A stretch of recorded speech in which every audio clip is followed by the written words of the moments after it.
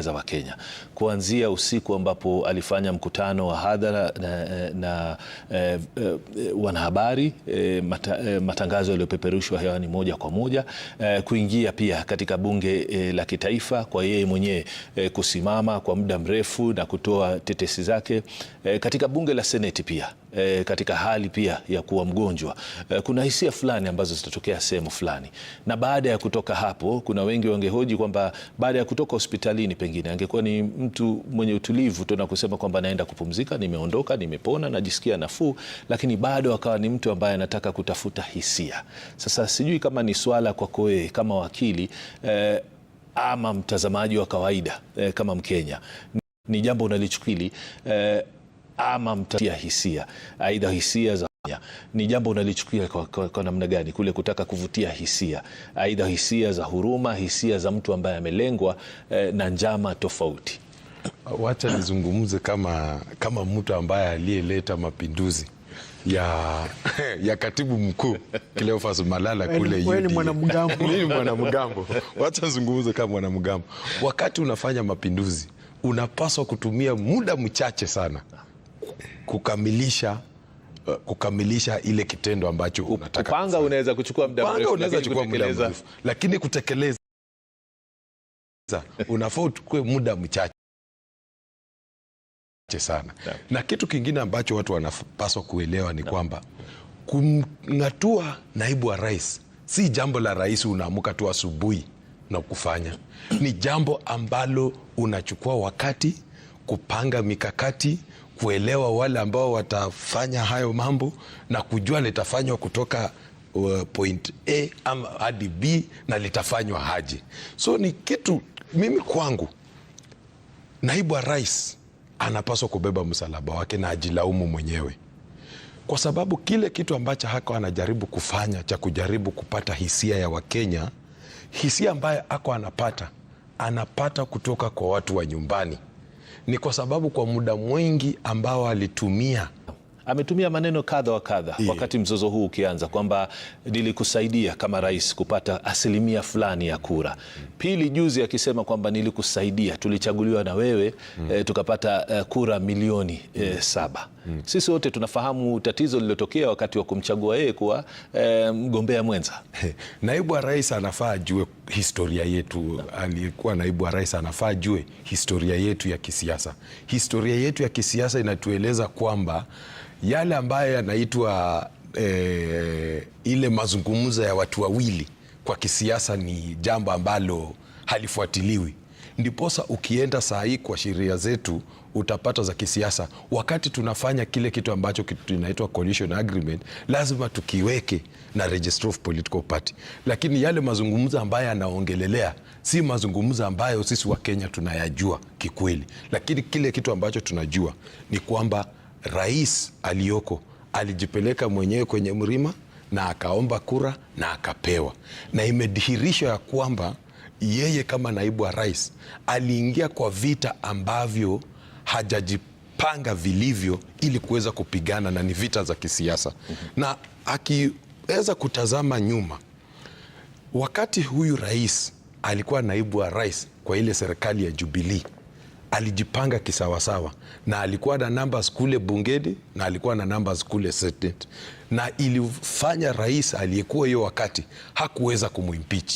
Na wakati walikosana kiwaziwazi na naibu wake ile hapo nyuma, kile kitu ambacho rais wakati ule alifanya, aliweza tu kutoa viongozi wa bunge ambao wako kwa mrengo wake kwenye vikao vyao, lakini hakuweza kumguza naibu wa rais. Lakini kile cha kusikitisha ni kwamba mimi kama mtu wa kutazama siasa na kufuatilia siasa, ninashangazwa kwamba vile huyu naibu wa rais aliingia kwenye ulingo wa siasa kama hajajipanga. Ndiyo. Asante. Wakili Havi, kama ilivyo katika hata kesi ambazo zinaweza kupinga matokeo ya uchaguzi wa urais, huwa kuna utolewa uamuzi ambao unaonyesha kulikuwa na dosari, lakini uamuzi mzima unaonyesha kwamba fulani wa fulani walishinda. Sasa katika kesi hii, sijui kama unahisi kwamba licha ya kwamba mahakama huenda ikaona pengine kulikuwa na dosari, kwa mfano kunyimwa nafasi ya yeye kusimama na kujitetea katika bunge la seneti, lakini idhinishe kwamba zoezi lilitekelezwa kisheria na kikatiba, na kwa hivyo bunge la seneti lilikuwa na haki ya kumwondoa. Sasa zoezi zima lilitekelezwa kisheria na kikatiba, na kwa hivyo bunge la seneti lilikuwa na haki ya kumwondoa. Sasa mambo ni mawili.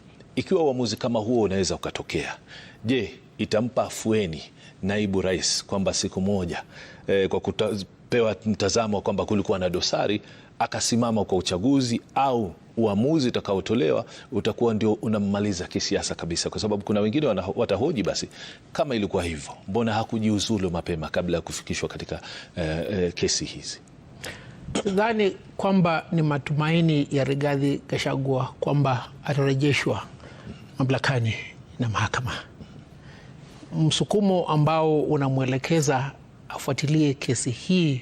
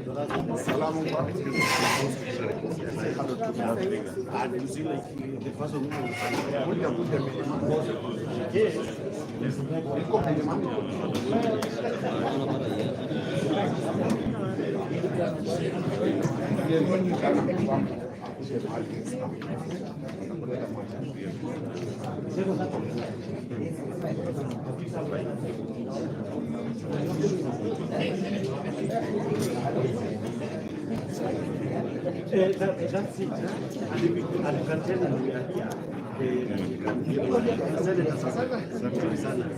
He can Yes, I know.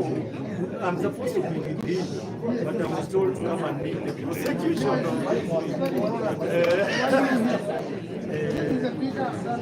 This is a bigger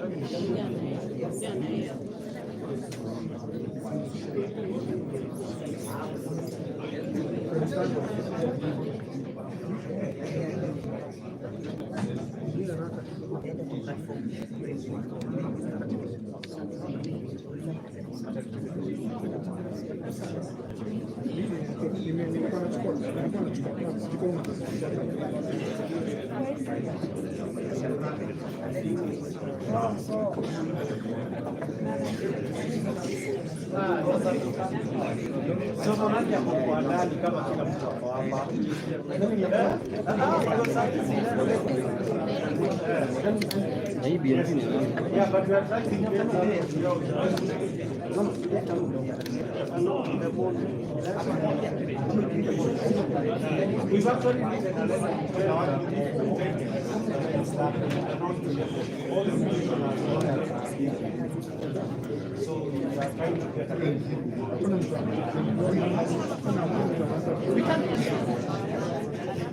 si unavunja sheria.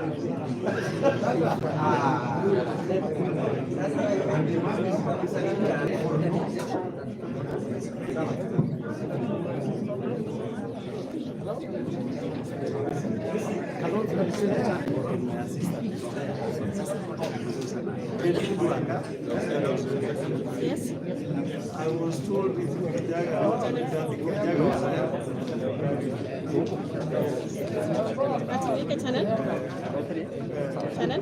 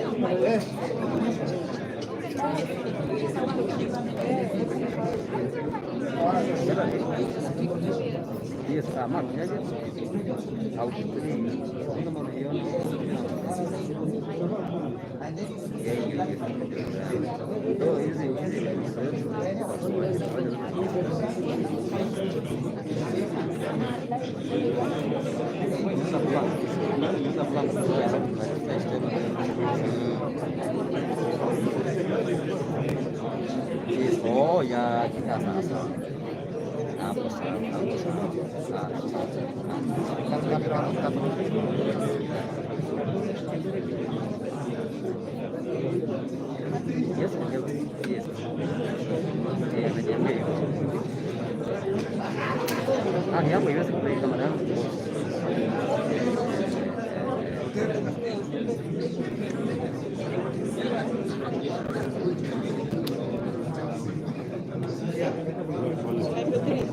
No, iko sawa. Watu wengine wanacheza njia hapo.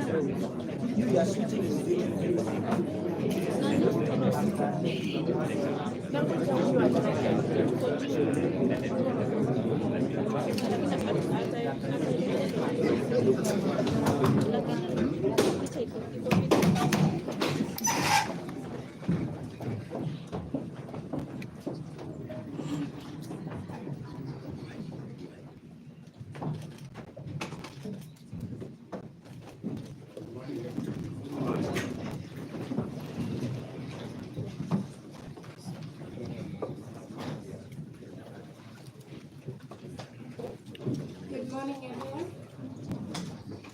His Lordship Justice Eric Ogola, His Lordship Justice Anthony Mlima, Her Ladyship Justice Dr. Kiziru Frida Mugambi, for FCC Petition E565 of 2024, regarding Gachagua versus state law.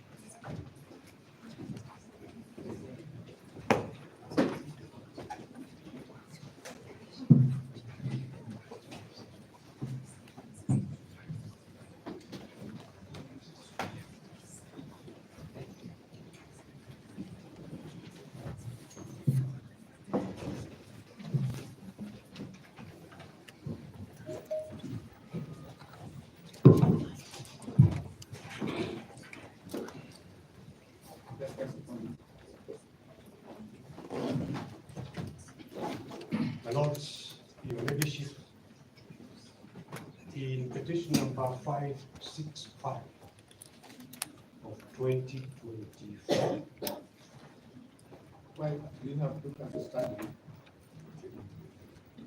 Good morning, my Lord. Principal presiding judge, my Lord Justice Mulima, and my lady judge. I am standing as the Attorney General, and I was going to address you pursuant to Attorney General's Act Section 7, which provides that I take precedence. May I have your vote? There's no objection, that is the correct position. Thank you.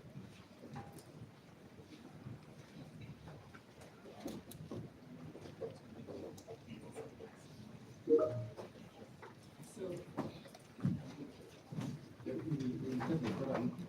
yes, I was going to request you that we take the quorum first. I'm Dr. Segura, Attorney General, Senior Counsel.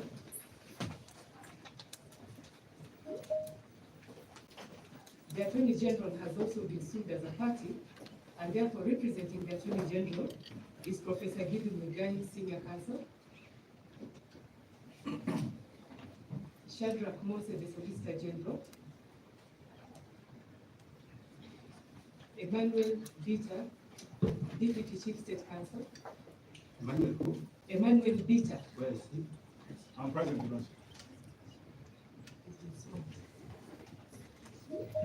And Charles Mutinda, Deputy State Counsel. Present, my Lord. Present.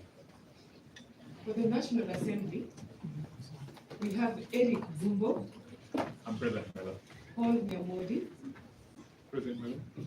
and George Murugara. Present, my Lord. For the Speaker of the National Assembly, we have Benson Milimo, Before you, my Lord. Josephat Just make it Mioto. too fast. Oh, sorry, We introduce Mr. Mugara. Mr. Murugara George for National Assembly. For the Speaker of the National Assembly, we have Benson Milimo, I'm present, my Lord. Josephat Kuioni. My Lord, I'm present. Just for who? Kuioni. Kuyioni. For the Senate, we have Professor Ojenda Tom, Senior Counsel, Present. Moni Mukele Edwin, I'm present, my Lord. and Senator Hilary Sigei. I am present, my Lord. Money who? Moni Mukele Edwin. And Professor? And Senator Hilary Sigay. That is for the Senate. For the Speaker of the Senate, we have Mercy Tanji.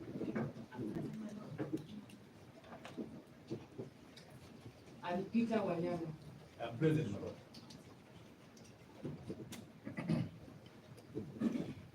For Professor Kindiki, CS, and DP nominee, we have Mudomi Piankolu. I'm present, my Lord. Moses Kipkosgei, and Ken Meli. Present.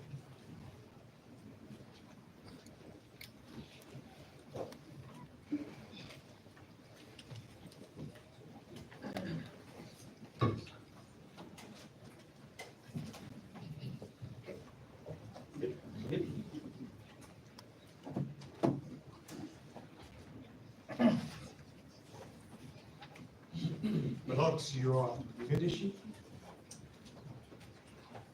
in petition 565 of 2024, may I, at the very outset, before I state, counsel appearing the Deputy President applicant, may I, at the very outset, say that I am stating the quorum under protest. We are not willingly here participating, and we will elaborate. But let the record show that counsel appearing for the Deputy President today before this honorable court appear at the protest.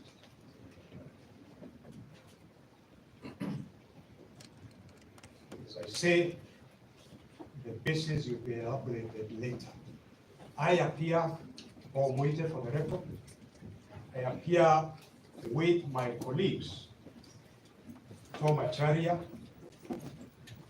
Elisha Ongoya, Faith Waigwa, Victor Soanya, Present, my Lord. Debo Wanjiru, I am present, Lord.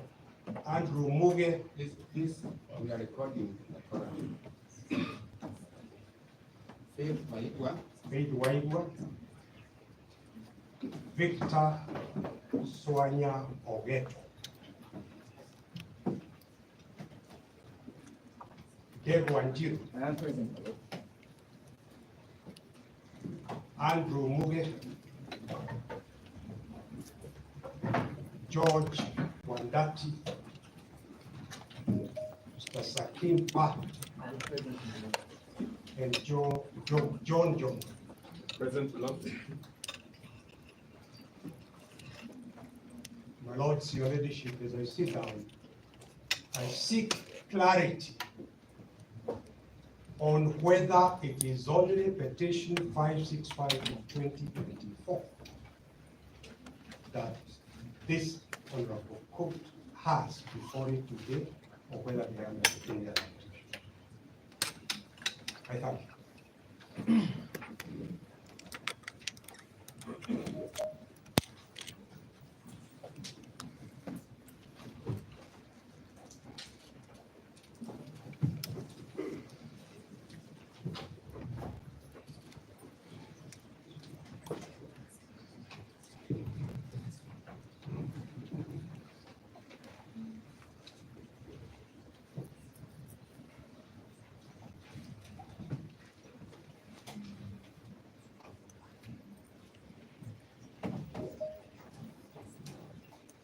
we will take quorum on all the files that are before the court first.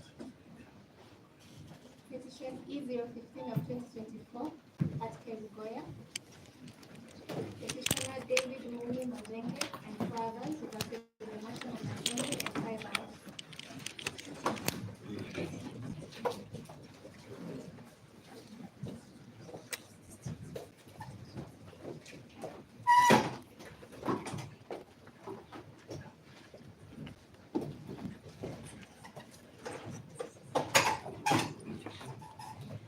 May it please your lordships and my lady judge, in E015 of 2024, the quorum for the respondents is the same, save for His Excellency the President, who has been sued in person and is being represented by Adrian Kamodo.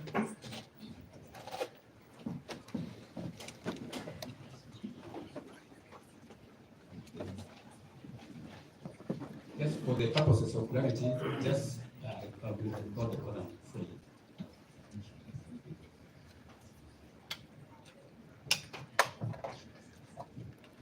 Dorcas will appear as the Attorney General. For the Attorney General is Professor Gideon Mwigai, Senior Counsel, Shadrach Mose, Solicitor General, Emmanuel Vita, Deputy Chief State Counsel, and Charles Mutinda, Deputy Chief State Counsel. For the National Assembly,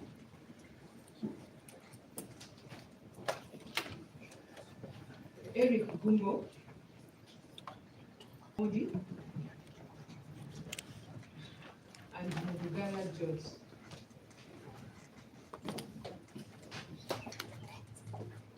For the Speaker of the National Assembly is Benson Milimo and Josephat Migioni.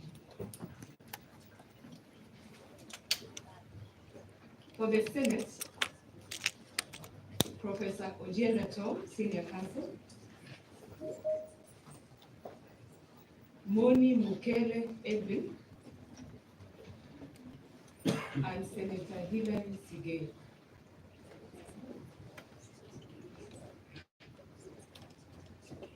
For the Speaker of the Senate is Mercy Tanji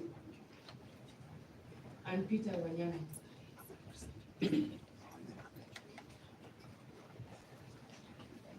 For His Excellency the President, Adrian Kamodo.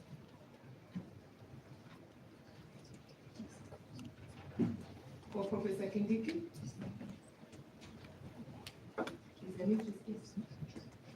Mudomi Piankolu, Moses Kipkogei, and Ken Blake.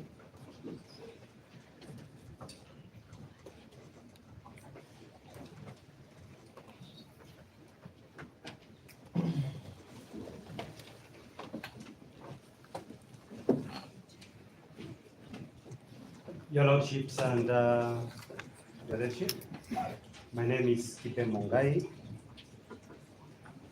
appearing in this matter with the following.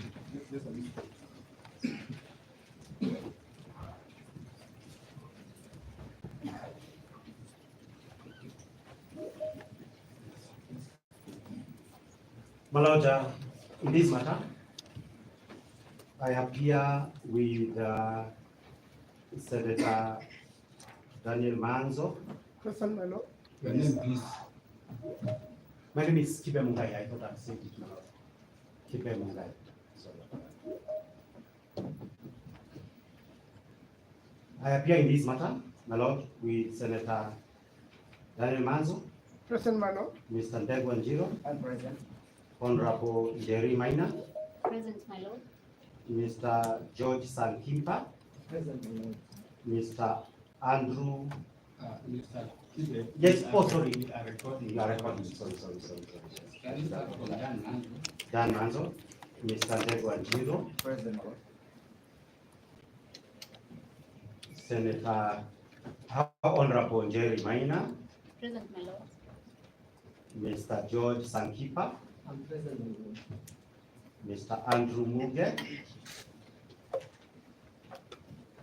Mr. Kirabu Aduta. Present, my lord. And Mr. Kenneth Matiba, who is on the way, and Professor Ogada. Professor Ogada. Present. And Kenneth Matiba is on the way. My Lord, We appear in this matter that continues to be referred as Kerugoya, petition number A015 of 2024 that appeared to have been filed on the same day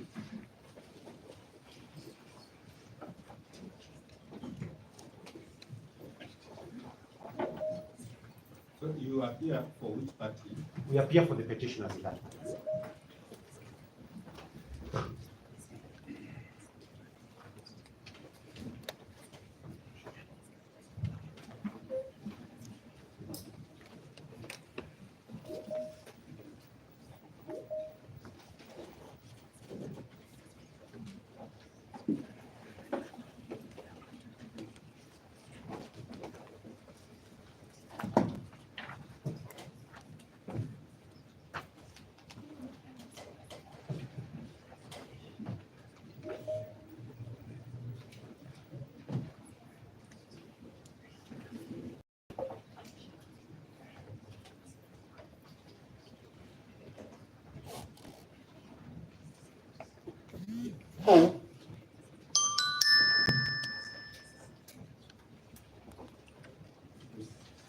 Lords, Your Ladyship, this petition E015/2024, Kerugoya file. Again, we appear for the first interested party, that is the Deputy President of the Republic of Kenya, in this E015. My lords, again, let the record capture and show the council appearing for the first interested party appear under protest. Council are as follows: Paul Mwite, Tom Acharia, Elisha Ongoya, Faith Waigwa, Victor Soanya, George Wandati, and John. Can we have that again? Yes, I'm sorry. From what point, my lord? From yourself. Paul Mwite, Tom Macharia, Elisha Ongoya, Faith Waigwa, Victor Soanya Ogeto, George Wandati, and John. At the appropriate time, we will be going into the grounds and basis for appearing as a protest.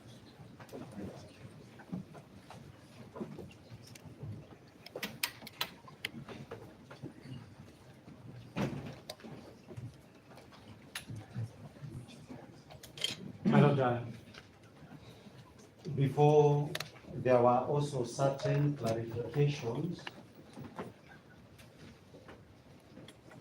that I would like to be given before the hearing for today. Direction for today's hearing can be given. My lord,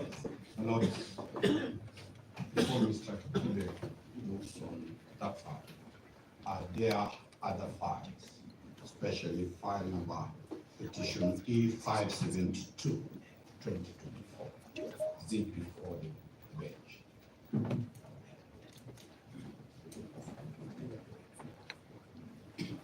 Will take forums of the files which are before the court and that you can raise any issue? My lords, may you kindly equally confirm whether E509, which was consolidated with E522, is before the bench. One reason, Your Lordship, is that the bench was specifically constituted for that purpose.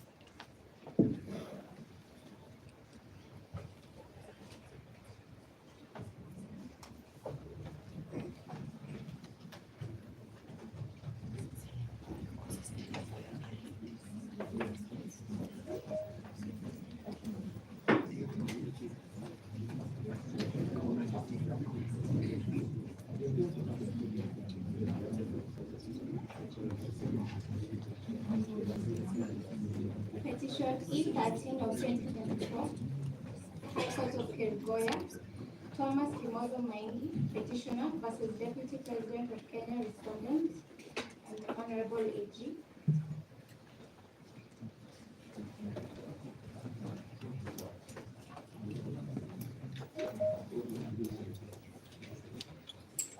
No, that matter is not before the court. Your Lordship is being called, it is the call that you know whether it is before the vote. We also want to know whether it is before this.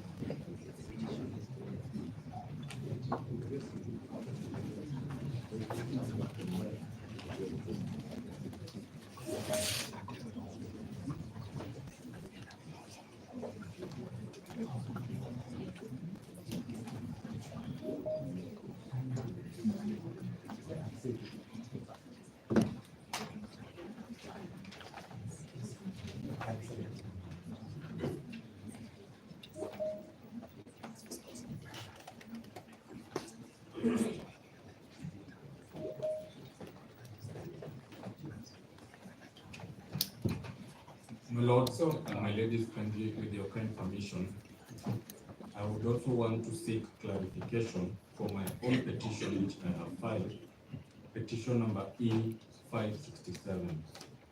I had information that that file was also coming up before you this morning, and I would like to know whether the same is before you, and if so, whether you can also proceed with it. When was it filed?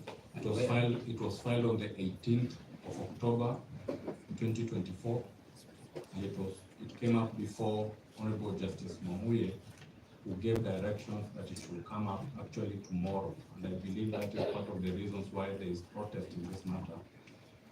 And then I was informed that it's coming up today, so I also need clarification.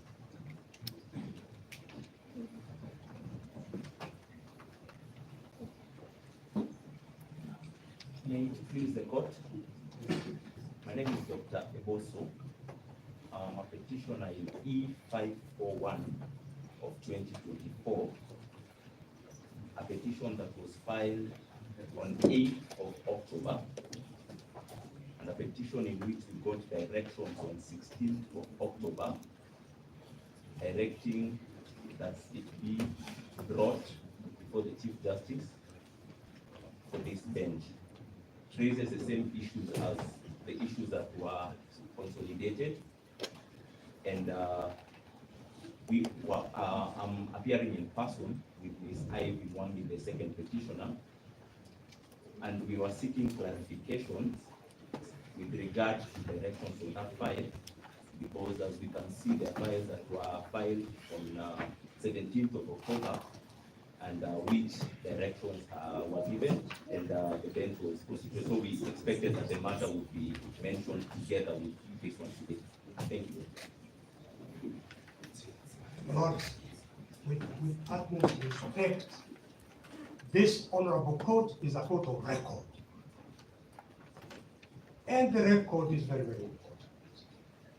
My Lord, your ladyship, we heard the court assistant call out petition E13 of 2024, and she mentioned the word Kerugoya. That is the file that was called. And in order for the record of this code to be systematically accurate and easy to follow, may I, with respect, ask that we get clarity on this file that was called out, E13/24 of Kerugoya, before we go to the other matters. And perhaps it is for this honorable court to clarify which files, one by one, are before this honorable court. This Senior Counsel Paul Newton, we are giving you time to talk. You see, everybody wants to talk. There will be a time for us also to talk. So I've heard. Thank you.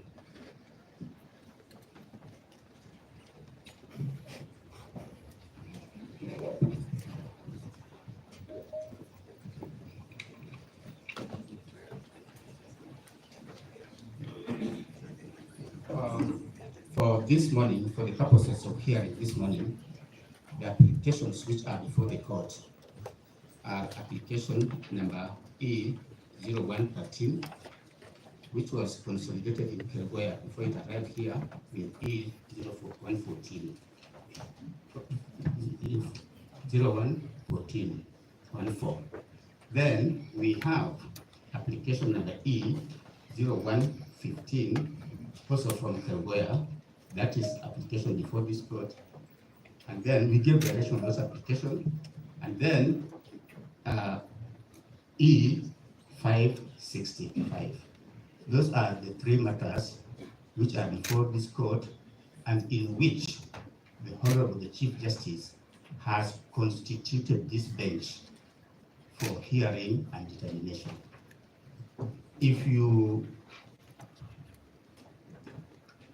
There are articles of constitution of this bench in the court.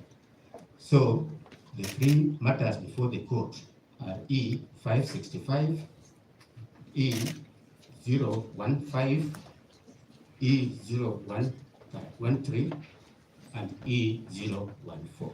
Those are the files and petitions, applications before this court. And those are the applications on which this bench has given direction pursuant to this bench being duly constituted. So any other applications which we are talking about, we have not cited them. Maybe they are yet to reach us, but for the purposes of today's hearing, we have these three petitions or applications. Your Lordship, we well guided, and perhaps also state for record that we also appear in E015 in protest. But further that, Your Lordship, kindly confirm that the number that is now registered in the matter that came from Kilgoya is E015. And that is important, Your Lordship, because of the purposes of administrative transfers of files. Because what was at Kilgoya, Your Lordship, was E015. Does it therefore mean that that file has not yet been integrated into the Nairobi files? And if so, then how do we appear to proceed before you, and how was the matter that we shall raise other issues? Just confirm on the question of the integration of that file in the Nairobi files, because the last file that we have should be 565 as at Friday. Are we dealing with the matter in Kilgoya or in Nairobi? Let me deal with that. Lord, for the purpose of A572 of 2024. That file is not before us. That's all I'm only saying. I have had the directions of the bench. The file is not before you. But I have instructions for the purpose of the one to take that petition was filed on 18th of October. The same day the Kilgoya file were filed. All the directions in all these files that have been taken to a graveyard is that none of these files of ours are borders. The reason as to why Kilgoya files before the learned judges is purely because they have orders to stop the swearing in of the deputy president-elect. The CJ could not have selectively decided to have only one file before you, my lord. This is a trial of the judiciary.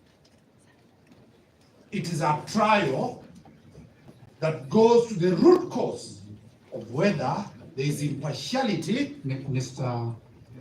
Yes, my lord. Mr. Omari. Yes, my lord. The file you are addressing us, we have said, is not before us.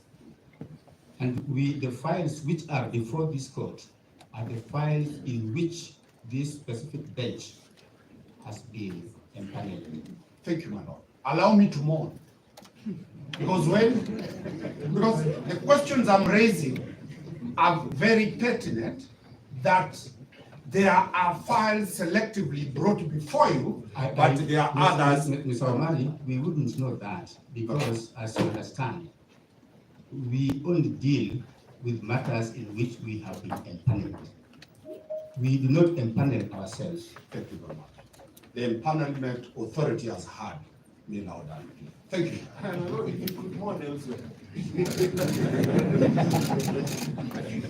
Well, I had indicated this honorable court that there will be at least 3 clarifications. Just a minute to something.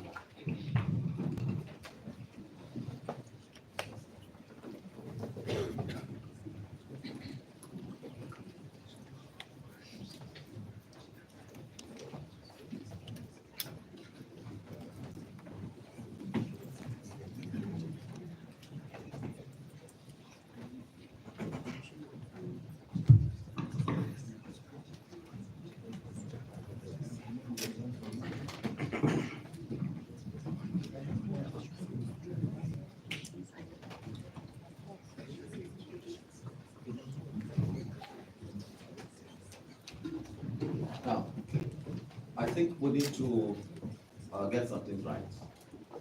I want to clarify how these files are before this bench this morning.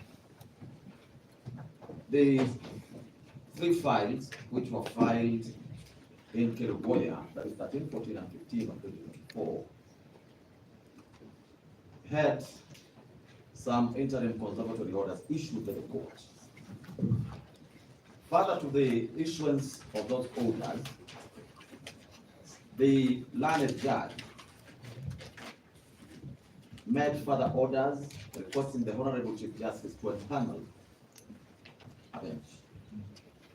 Those files were transmitted on the basis of that order to the Honorable Chief Justice's office on the 18th of October 2024. On that very day, the Honorable Deputy Chief Justice empaneled this bench to hear those matters. Thereafter, applications were filed online. I think you are all aware that we are operating online. Applications were filed online. When those applications were filed online, those are the ones which this bench gave directions for these matters to appear before us today. That is why we're here, and that is the trail, that is the paper trail as to why we're here this morning. So I reiterate the position taken by the presiding judge that we will not be comfortable dealing with any other file, even if it's related to this file, which we did not give directions for it to appear here today. So I think we can now proceed on the basis of that clarification. Thank you, Judge. My Lord, just a minute, please. Perhaps just to add that the numerous other petitions that are coming up.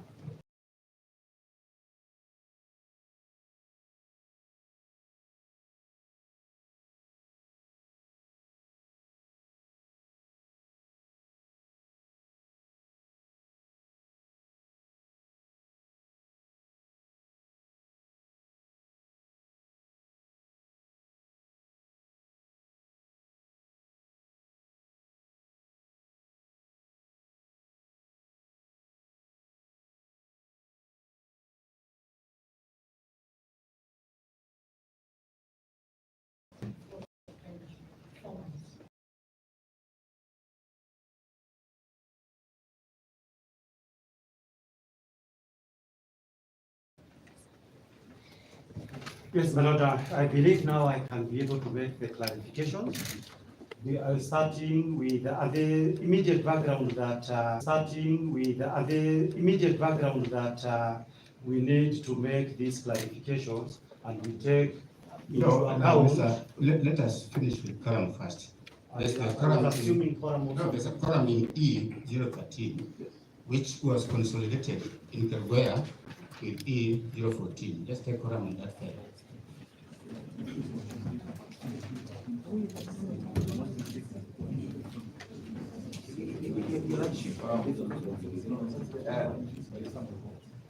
Your Lordship, is terribly something wrong. And I believe it is important for us to put things into proper perspective. Because when you call the matters, E13 was not part of what was called. I've not heard it, perhaps it will be called. Your Lordship, in E015, there has never been a consolidation. To the best of my knowledge. What are you talking about consolidation? Nobody has talked about any consolidation. These files have not been consolidated. I think that is the next process we'll be going into. Nobody has talked about any consolidation. If you look at the record, you will find that the directions for today's hearing are given specifically on each and every file. There was no consolidation of any matter. No matter has been consolidated. So let us not dwell on things which really are not before the court. Now matter has been consolidated, and let us proceed from there. If you want to apply for any files to be consolidated, that is okay. As we speak now, there is no consolidation. The direction from this court were very specific on 3 different files. My lords, I'm well guided, but when Justice Mrima was giving the clarification, I never heard him clarify whether the Kerugoya file has been integrated into the Nairobi system. Because we cannot be dealing with a file that is reading Kerugoya. Because of course, if there is no integration, Your Lordship, then there is a rat that is made. My Lord, may I say something? Let me answer you. You said that record speak for himself. And for record, matters which came from Kerugoya came with their own record. And the record states here that the matter herein is consolidated with petition E014 of 2024 and the same to be delivered in the Chief Justice for empanelment of bench in terms of the ruling in petition E014 of 2024, a copy of which shall be placed on this file. So your own matter coming from Kerugoya was already consolidated. Those proceedings which took place in Kerugoya consolidated these 2 files. So let that not be an issue here.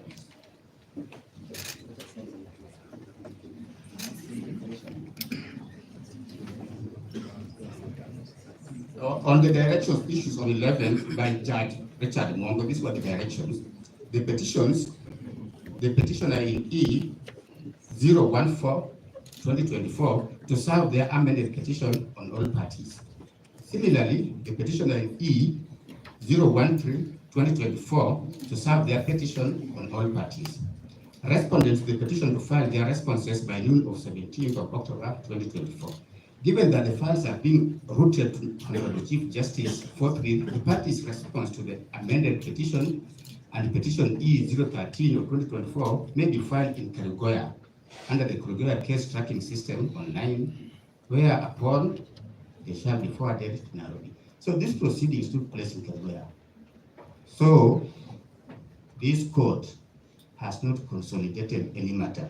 Petition number E014 and petition number E013 are hereby consolidated. The parties who appeared before the Kerugoya court were given those orders. Those were your orders. And with your permission, Presiding Judge, the reason why Nairobi has not opened another file to put together all the files from Kerugoya is this. Going by the orders which were issued by Kerugoya court, there was a specific order that because of the transmission, parties will still file their documents under the Kerugoya CTS, that is the court tracking system. We had to hold on to that so that not to disadvantage any of the parties until we appear today. Those are some of the things we will deal with here and make orders to the Honorable Deputy Registrar to formalize that. So there should be no cause for alarm. We will put everything into its place. I presume we may now raise the issues that we want to raise, particularly arising from the issues in Kerugoya. And I do we not will know. then proceed and take forum on if they were consolidated, so we will not take further forum on this matter.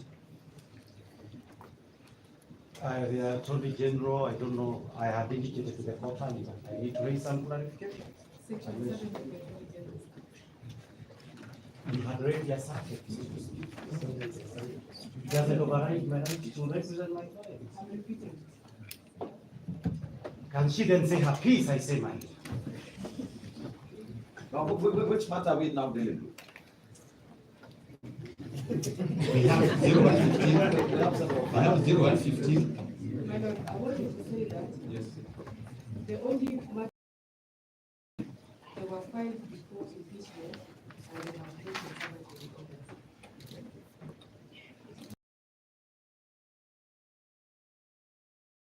I think they do.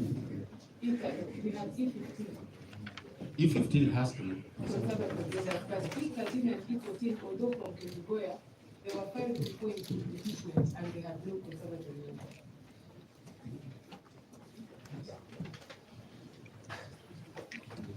I hope I have already had further appearances. My Lord, my Lord, I'm leading the number of advocates in this matter from Kenyaga, E015. Kerugoya 15. Yes, Kerugoya 15. Yes. Yes. My Lord, the clarification that I seek to raise emanates against this general background.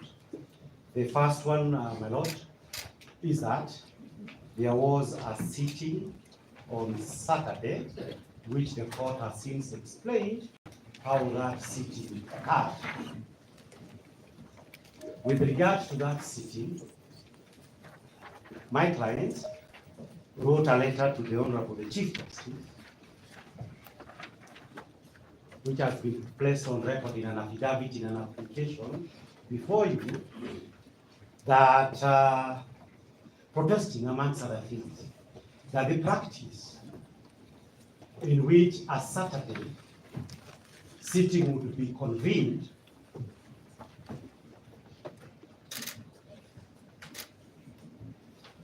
for purposes of hearing the executive and organs of government that have violated fundamental rights is a practice that is prohibited under the 2010 Constitution.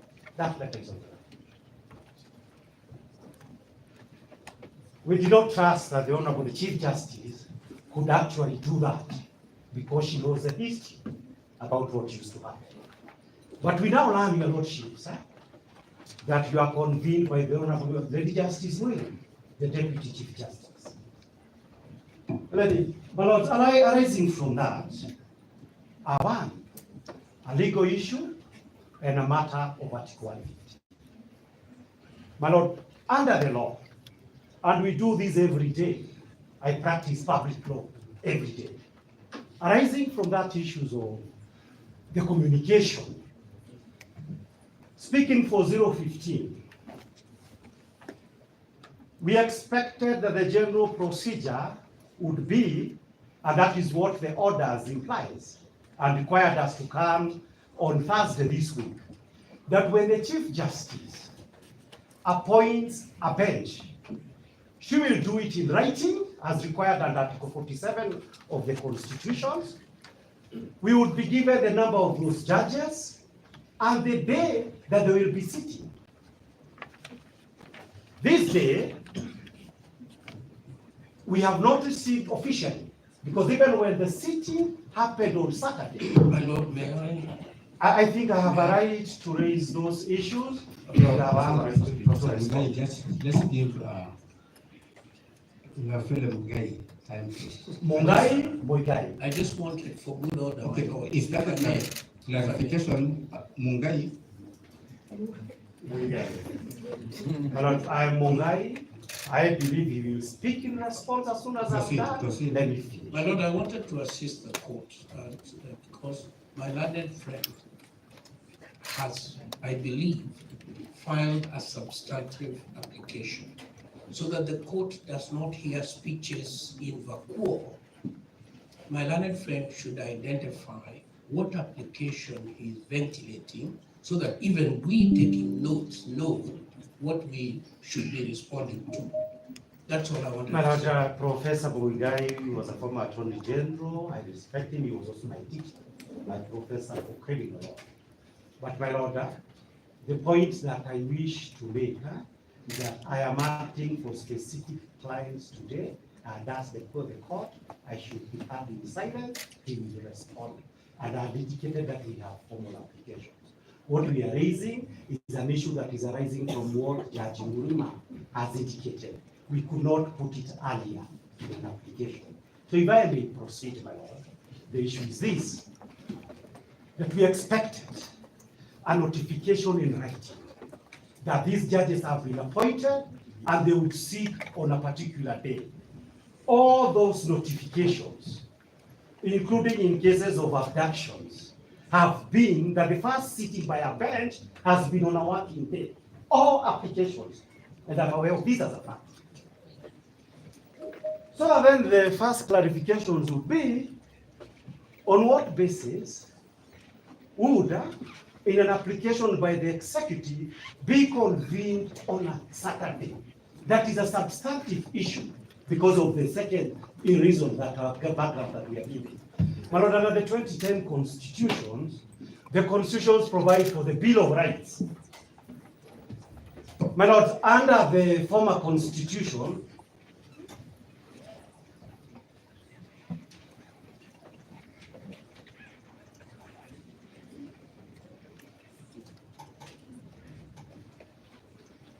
under the former constitution, we used to have a practice in which we had an officially a bill of immunities for the state, where the constitution, the state could conduct its business on weekends and outside court sitting hours. But because of that reason, that's why I'm saying this, we are sitting here pursuant to the orders made in us. And my Lord, we are also sitting here pursuant to an order made by the Honorable Chief Justice.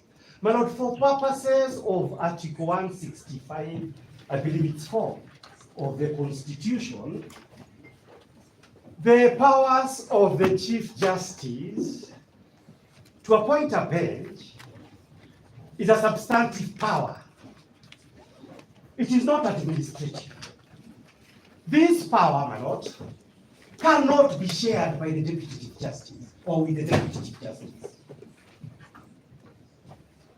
And because it cannot be shared with the Deputy Chief Justice, it is the reason why I say two things.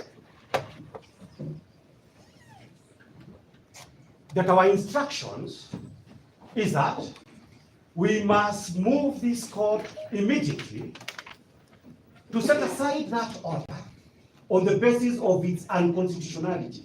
The Chief Justice of Kenya cannot appoint anyone, any judge, pursuant to Article 165(4) of the Constitution. And we shall place here the Deputy Chief Justice a formal applications. Issue number 2, my Lord, arising from that. Let us be discharged the directions of empanelment. My Lord, I am saying that we shall make a formal applications to discharge that order made by the Deputy Chief Justice. That's what we are indicating. My Lord, number 2, and it is implied in the applications for disqualifications that we have filed. Number 2 is that we raise the issue that for purposes of the Saturday sitting and today's sitting, and the thing is out there in the streets and the Republic of Kenya, is that a special bench would be appointed for purposes of vacating the orders that were made. My Lord, I have a lot of respect for all of you that have appeared before previously. But my Lord, pursuant to my instructions, that that would be the case, 3 issues worries us. Number one, we had a sitting on Saturday, the practice of the former constitution, where the executive enjoys special privileges. Number 2, my lord, is that we have confirmed that the only files that are before you are files where we have interim conservatory orders. So that, my lord, and it is important that these issues speak for the wananchi and with a clear conscience. 2 things. My lord, the first thing would be this, that if this matter is going to be conducted like today on the basis that only those matters where the Attorney General is itching to set aside conservatory orders are the ones that are going to be heard, there would be something wrong because other cases that are even officially before you and probably assigned to you by the actual Chief Justice of Kenya are still pending. So what was this where you prioritize the state as it used to happen those days before we had a new constitution? Issue number 2, my lord, is this, the issue of bias. And this is bias by the honorable, I think, Mr. Mugai, you are going beyond ordinary comments. If you have an application which addresses those prayers or those issues, I think you... Let me raise the other issue that again does not have to do with those prayers. But the last issue, therefore, would be this. If assuming that cases that were supposed to appear before you are cases that came after the impeachment, my lord, there are about 4 matters, one of them in which I appear, and this is a fundamental issue. That matter is coming on Thursday. Okay? An express order of the court that has not been set aside. The question would be this, for purposes of good order, and for purposes of us making this application, why would it be difficult, even for this bench, to order all cases, because that is the right to equality under Article 27 of the Constitution, that deals with the same subject matter, come on a specific day where all parties have notice, so that even the issues that we are raising against the Deputy Chief Justice can be formally put on record, so that we do not have this anxiety that somebody is speaking off record. But Lord, why I say as I go to see, why I say this is important is this. The matters before you over and over again, the repeated question has been, the right to fair hearing is being sacrificed. Under Article 25 of the Constitution, fair hearing cannot be taken away even during an emergency. It is an absolute right in this country. So that, my Lord, arising from that, the question that we would like us to be addressed is that to say that we are going to conduct matters by installment, and the only justification for the chosen installments being that the Deputy Chief Justice is biased for the state and has therefore constituted a bench that can be able to hear the state's application, is clearly not permissible. So that, my Lord, I urge the court I would not, please, we should not bring the DCJ contact at this stage, because I think that the DCJ discharged our administrative duties the way it should be done. That is not administrative. If you have an issue with that, please don't make a generalized complaint. Well, this is not generalized. It is in writing, and we are making a formal application to ensure everything is done on record. And that right, as I sit down, the issue of that right is that we have had a situation before the National Assembly, before the Senate, it didn't seem to matter. Before the High Court, my lords, I submit the right to fair hearing under the Constitution must count for something. Otherwise, Article 25 would effectively have been amended to please the state. I urge you respectfully. We hear you. My lord, sir, just to add on what my learned friend has submitted on, with the permission of the presiding, I wish to say this. I wish to make this clarification. The matters which are before us today, the three matters which are before us today, are not here on the basis that some conservatory orders were issued per se. I have stated and I'm repeating. The reason why these matters are before us today is that after the issuance of the conservatory orders, subsequent applications were filed. The applications were filed after the empanelment. Those applications were filed online. We deal with matters online. And it is on the basis of only the applications which were filed and dealt with online. That is why we are here today. So I want to correct the insinuation that we are here only to deal with the matters in which conservatory orders were issued. We don't know how many conservatory orders were issued. We are only here to deal with specifically the applications which were filed, which came to our attention. So kindly let us be as factual as possible. We will deal with all the matters. I can assure you there is no issue about any of the things you are raising. If you have any substantive issue, we are here. If the application for recusal, there is no problem. We will hear. If we feel we have to get appropriate, there should be no problem. We are all here to defend the Constitution of Kenya. So don't you worry. Don't you worry. Give us time. Let's take this thing step by step, and we will do the best we can as a bench. Allow us to worry when we have grounds.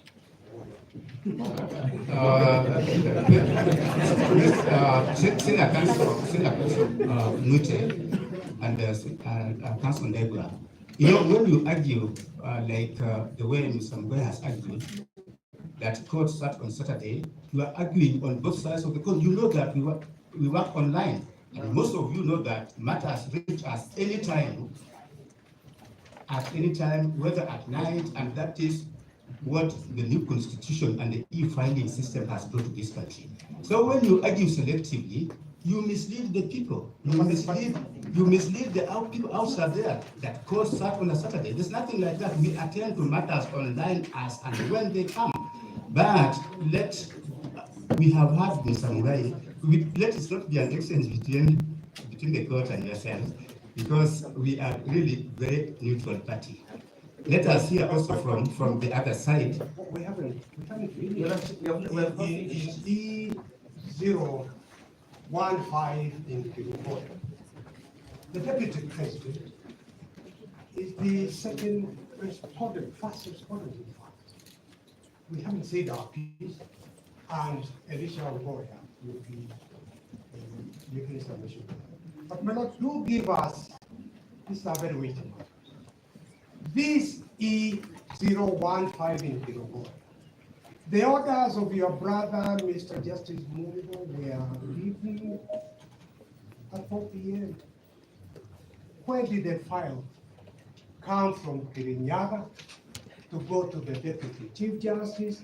It is 2 hours drive from Kirinyaga.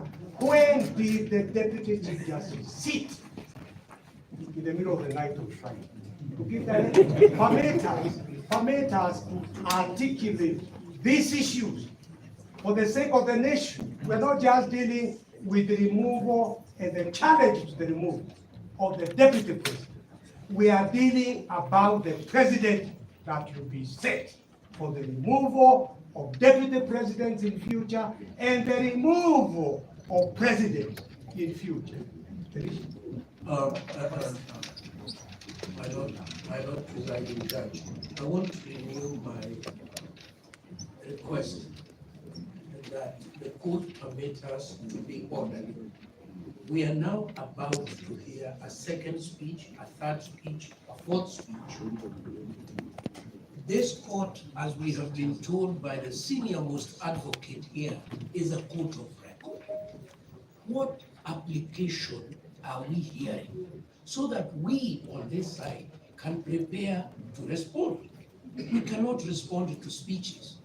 There is an application here, if I may, the Honorable P.K. Mwite, there is an application for the recusal of judges.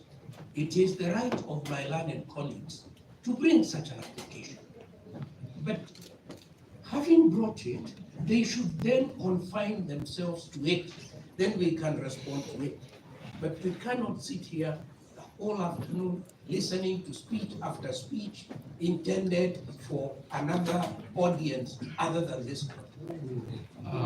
There's no other audience. Let us be clear on this. The applications before this court, we have stated which applications are in this court for hearing today. We have no authority to call any other file, because files, when there's a prayer for empanelment of a bench, those files go directly to the Honorable Chief Justice. So we have no authority to call any other file to ourselves. That will be quite unprocedural. So what we have here are the 3 files which we mentioned, in which there are interim orders where one party is seeking to lift those orders. If there is an application for recusal or whatever it is, I think you really need to put it on record so that we deal with it, and before any other thing, we can deal with it and dispose of it one way or the other. But I don't think it's really necessary to have speeches in the absence of specific application and prayers. Your Lordship, the so-called speeches have been invited by the disclosure from the court. We, the advocates appearing for the petitioners, we were not aware of how the bench was constituted. So when it was disclosed to us that the bench was constituted by the Deputy Chief Justice, it necessitated us to address you, Your Lordships, on Article 165, Clause 4, on the constitutionality of the constitution of this bench to hear these 3 specific files. And that is the issue that we want to address even before we go to the application for recusal. Because it's our humble view, Your Lordship, that the so-called empowerment of this bench to hear these specific files is itself unconstitutional. By the reading of Article 165, Clause 4, it is our reading that the only person who has the capacity to empanel a bench is a Chief Justice. So we want to urge this court to perhaps interpret for us whether the Deputy Chief Justice can empanel a bench. Number 2, Your Lordship, is where did the Chief Justice get the authority to empanel the bench? Was the Chief Justice present? Why did the Chief Justice execute her functions and her mandate under Article 165, Clause 4? What was the necessity of the delegation of this function? Those are pertinent issues, Your Lordship, that requires clarifications before we go to the roots of the matter, the crux of the matter. It's our submissions, Your Lordship, that the Chief Justice, who is exercising delegated powers, cannot further delegate the Deputy Chief Justice. That is why the Constitution is in white and black, that the obligations and the duty belongs to the Chief Justice. Finally, Your Lordship, the reason why we find ourselves in this situation is because of what the court is struggling to explain to us. That 3 files have graciously generated expediency, and other files that were consolidated, that 6 files with the lead file 522, have no reasons why they should be before you. Noting that, Your Lordship, those matters were equally satisfied as urgent and raising heavy constitutional matters. When I looked at your orders, Your Lordship, that you issued to someone as today, you repeated the same, that they raise weighty constitutional matters. Why are we being discriminated by the court that our files are not considered as a priority? And the files with orders are the only ones that the court is sitting on a Saturday? The Chief Justice is empaneling, the Deputy Chief Justice is empaneling the bench. We are called, in a lightning speed, to appear before you. Is it not because there are some orders that the state wants to vacate? You cannot run away from that reality, Your Lordship, most respectively. My Lord, with your kind permission, for the record, Dr. Kamodo for the 5th respondent in E015. I believe the reason we are here And the reason why we took quorum is because we recognize that there are different parties in these proceedings. So it will be abominable for a section of the parties to seek to colonize these proceedings and treat them as if they are the only ones entitled to the audience of the court. So in this regard, my proposal is as follows, that each of the parties whose representation has been taken gets to indicate to the court what applications they have before the court, so that we're able to proceed methodically. And each party then, the court can then give directions on how we move to treat each of those applications. Otherwise, we may be here indefinitely if each of the parties takes the opportunity accorded to make lamentations, to make speeches, and to move. So we respectfully urge that we get an opportunity for each of the parties to ventilate the issues, because the fifth respondent has a pending application, which is duly filed, a preliminary objection, which even contests the jurisdiction of the High Court to hear the matters, because it is a matter relating to the nomination of a presidential and of a deputy president, which in our view lies squarely within the domain of the Supreme Court. So we once accorded an opportunity procedurally, we shall ventilate all those issues, and hopefully the matters being raised or to be raised about recusal and so on, they will fall by the wayside. Thank you, my Lord. My Lord, for the fifth interest, for the first interested party. Mr. Goya, I was about to interject when Mr. Counsel, Mr. Yes, Mr. was addressing, and that is exactly what I wanted to. I wanted us to have order in the way we conduct this proceeding. And I was about to ask Mr. Degwa, after all that, what is your application? Your Lordship, I'm very clear in my application. My application for which application can only come after I have spoken. we are now making an application, you respond. Well, what is it that you want? Your Lordship, permit me to make an application under the Mutunga rules that following the disclosure of the court this morning that was made by Justice Murima, that this honorable court does determine whether the Deputy Chief Justice has the power to empanel the bench under Article 165, Clause 4. Your Lordship, and whether, if she has any power of that nature, the same ought to be communicated to the members of the Republic by the Chief Justice,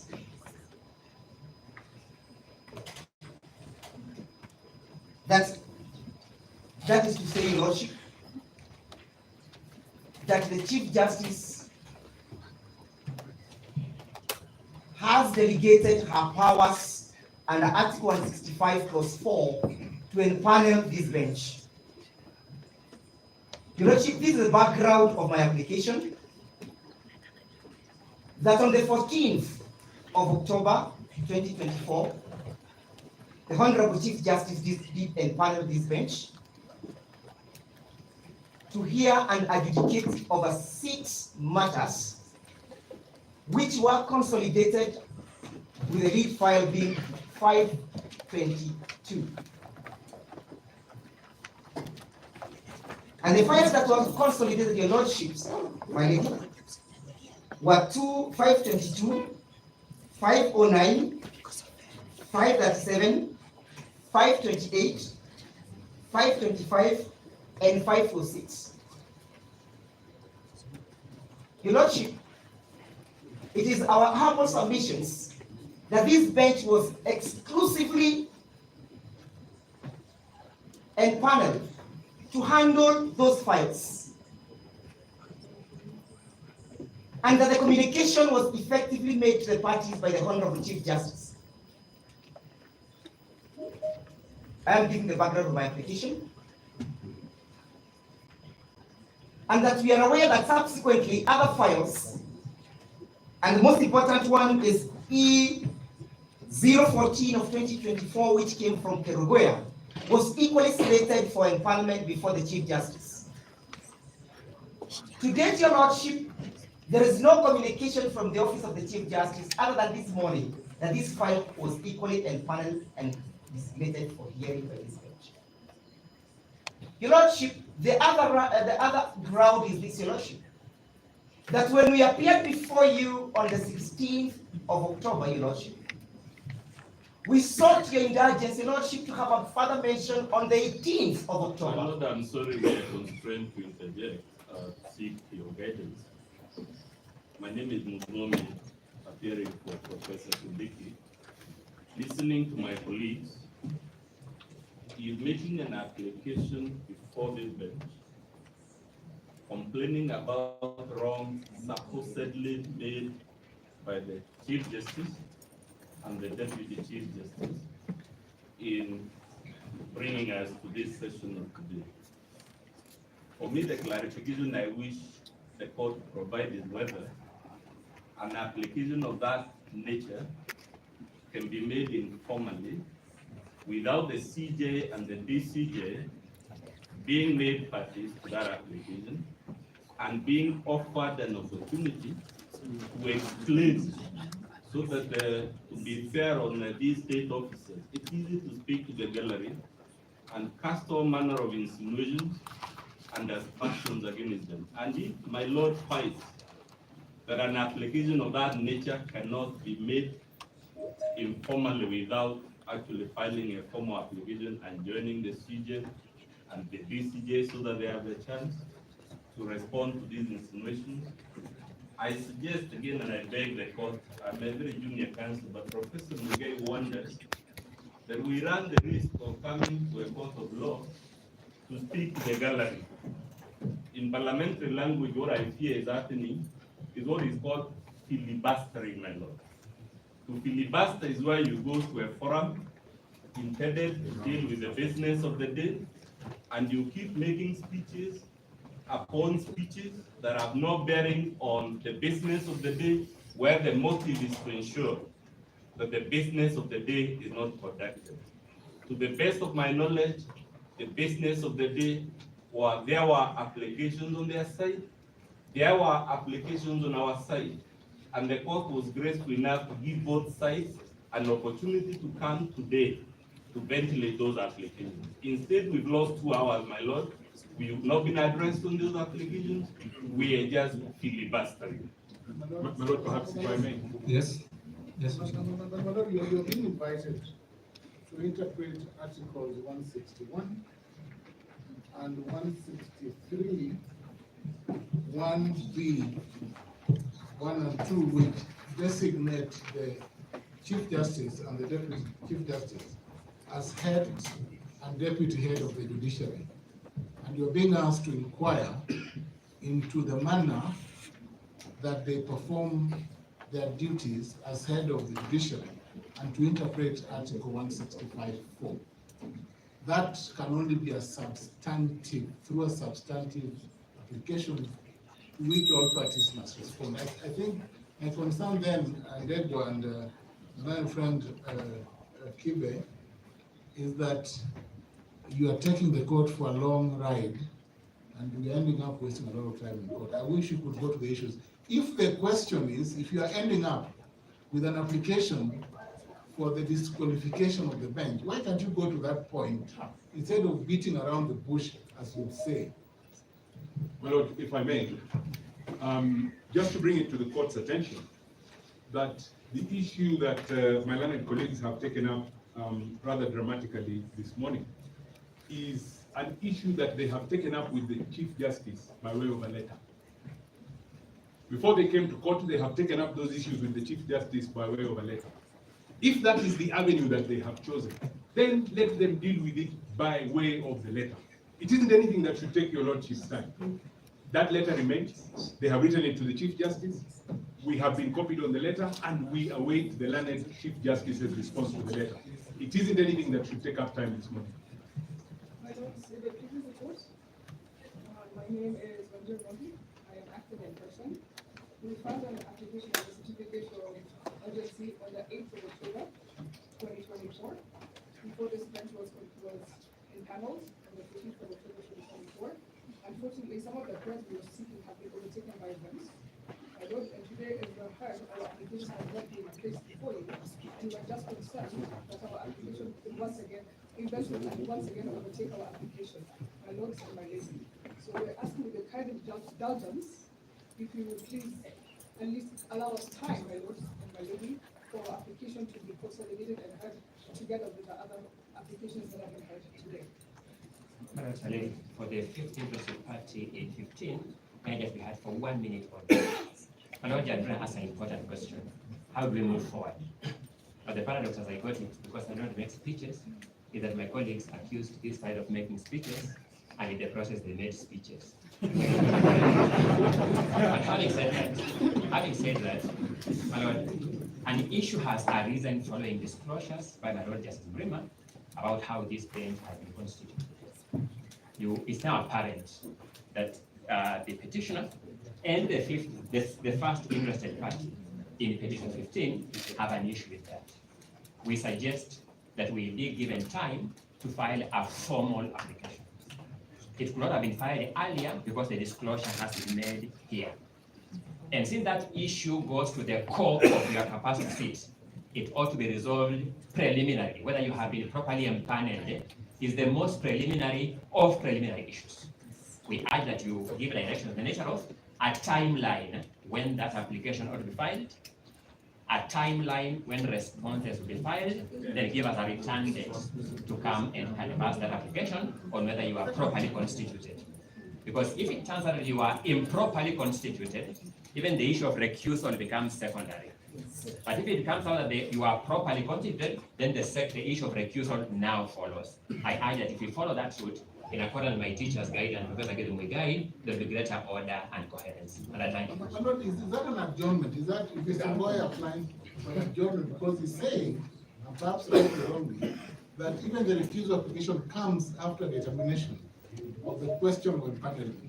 If that be so, they may leave, they normally leave court, they may leave, they left the Senate, may leave court.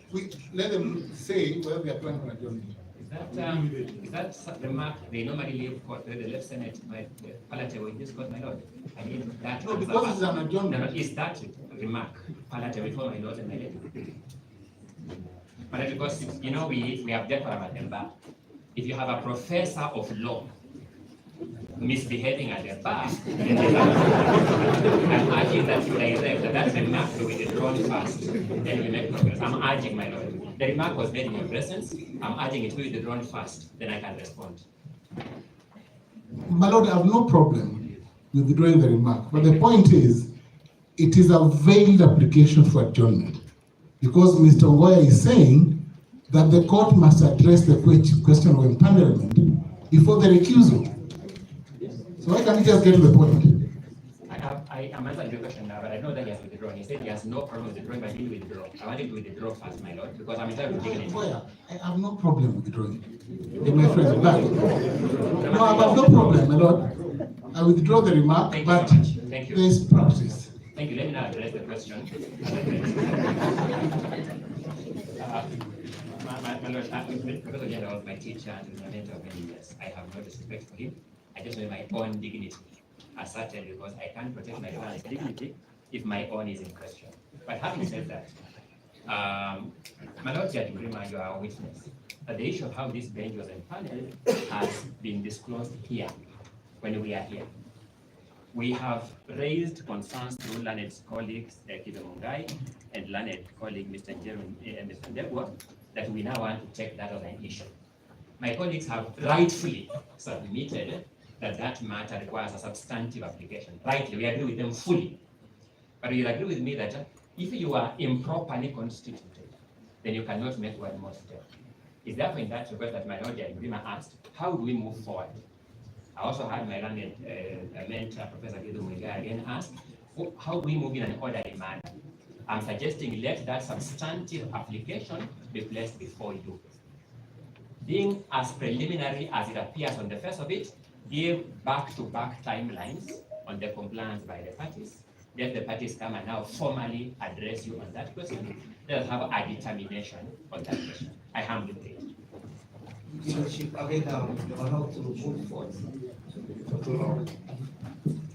Thank you.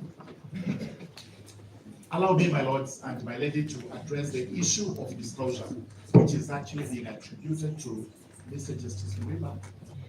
And sometimes it's good to tell the truth, because the issue of how this bench was empaneled has not come to light. It is down. They actually knew of it, and this, or should have, they would have found out. The letter, which was written this morning, which we have, it was received on that, it was written on the 20th of October, as actually one pertinent question. It is posed whether the file was actually taken to the Chief Justice and at what time. So they are actually knowing something regarding that. Then we are dealing with constitutional functions under Article 165(4), which means they were saying only the Chief Justice can constitute this bench. So they actually knew how the bench was constituted, and possibly the only reason we should be given is why the file was taken to DCJ, possibly because of the absence of the Chief Justice. They will have to take themselves to why we have the Chief Justice being the head of the judiciary and the Deputy Chief Justice being the deputy head of the judiciary. In the absence, that's what the Constitution provides.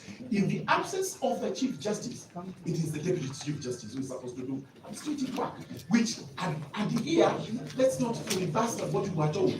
That as we do in Parliament, you go around in circles to waste time so that the motion possibly is defeated by a fruition of time, which is what they're trying to do. The truth is this: it is well known in practice that the court's administrative functions can be done at any time of the day, including this bench can sit up to midnight without anybody questioning. So the issue when the Chief Justice, Deputy Chief Justice sat does not arise. As to what happened on Saturday, again, this is purely administrative. For the Speaker of the Senate, may we be heard? Yes. My Lord, allow me to assist the court. And my Lord, listening to the speech, not an application made by my colleagues on the petitioner side, my Lord, I just want to state that the Deputy President filed his petition on Friday. And my Lord, on the same day, he got conservatory orders. My Lord, he accessed justice in accordance with the framework in Article 48 of the Constitution. But my Lord, justice cuts both ways. My Lord, the respondents on the same day filed an application to set aside those conservatory orders. My Lord, properly constituted, this court has issued directions that those applications be heard today. My Lord, under the Mutunga rules, there is a fundamental doctrine which we are all missing. The doctrine of timely resolution of such kind of disputes, especially disputes that are of immense public interest. So, my Lord, if you look at the application which has been made, or speech made by the petitioners, my Lord, you will see that they want to split hairs. My Lord, the Constitution expressly provides that the Chief Justice shall appoint a bench to sit on matters which raise substantial questions of law. But my Lord, at the same time, that Constitution which requires to be read conjunctively says the Deputy Chief Justice shall deputize the Chief Justice. So my Lord, what is the fuss about it? So my Lord, my request is that the application, this speech by the petitioners is solely meant to delay the business of the day. And my Lord, I request in public interest, my Lord, I request in public interest that you give directions.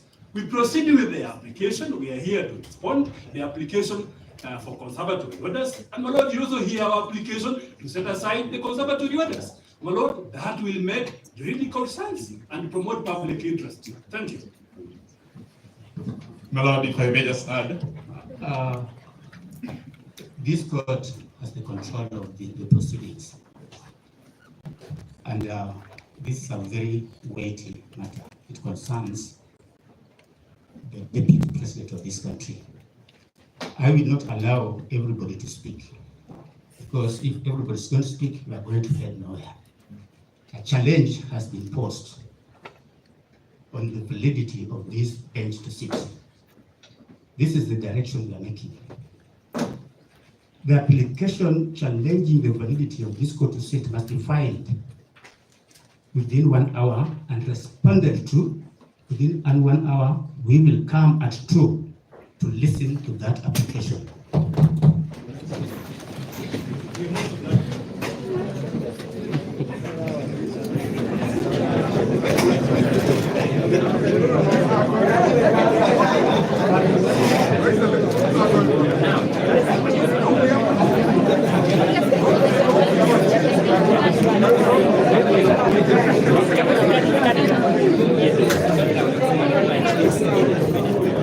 Iko hapa nje.